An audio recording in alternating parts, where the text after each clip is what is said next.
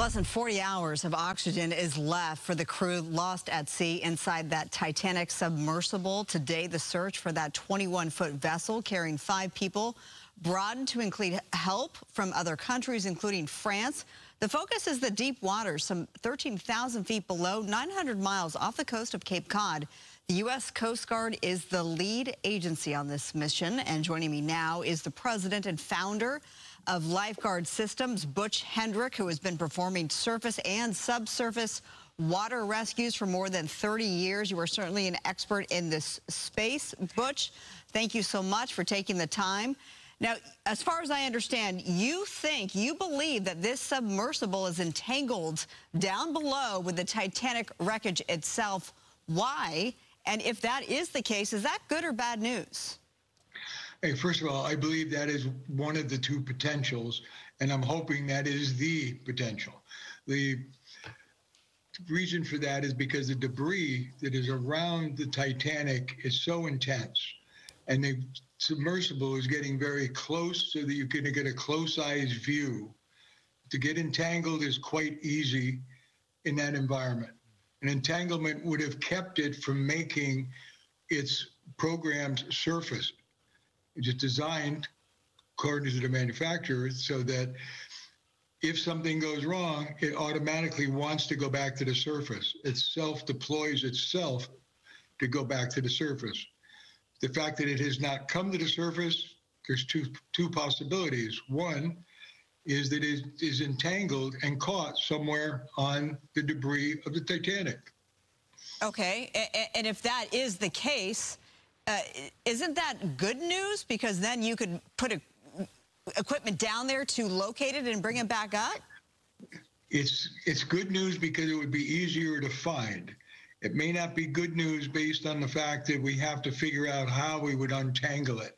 And then we'd need to have an unmanned rover or underwater robot that could go down and help break it free, cut it free.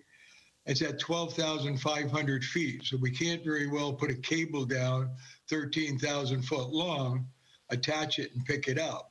So it'd be a good thing that we know where it is and we can deal with it, but it would be a bad thing in the amount of time it would take to get it disconnected at this point and bring it back to the surface. But you said that this is one of 2 scenarios that you think is happening. What's the second scenario?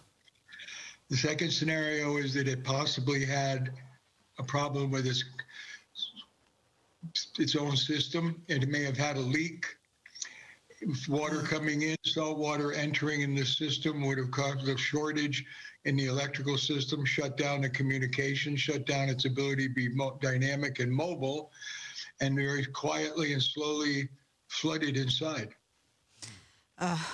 Goodness, it's so dire. What do you make of the response from the U.S. and then also surrounding countries? Is there more that we could be doing? Oh, I think we've done a great job. Both the United States, Canada, and the other supporting countries that have been involved in trying to help with this. You know, the Coast Guard, both of our countries, United States and Canada, went to work immediately. This is not a reasonably typical type rescue recovery operation for anyone.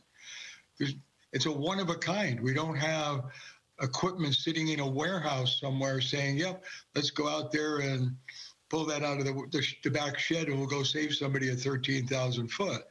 The response has been wonderful and very positive on top of it. Okay, well, the bad news is that time is running out. It is of the essence. They had 96 hours or so, it was thought, of oxygen, and that puts us to Thursday morning, so we're about less than 40 hours left to go.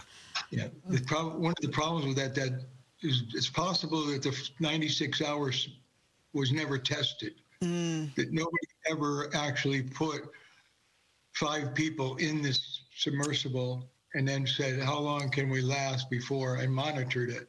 There's no tests. Okay. There's no real emergency systems on it. Well, that's even worse news.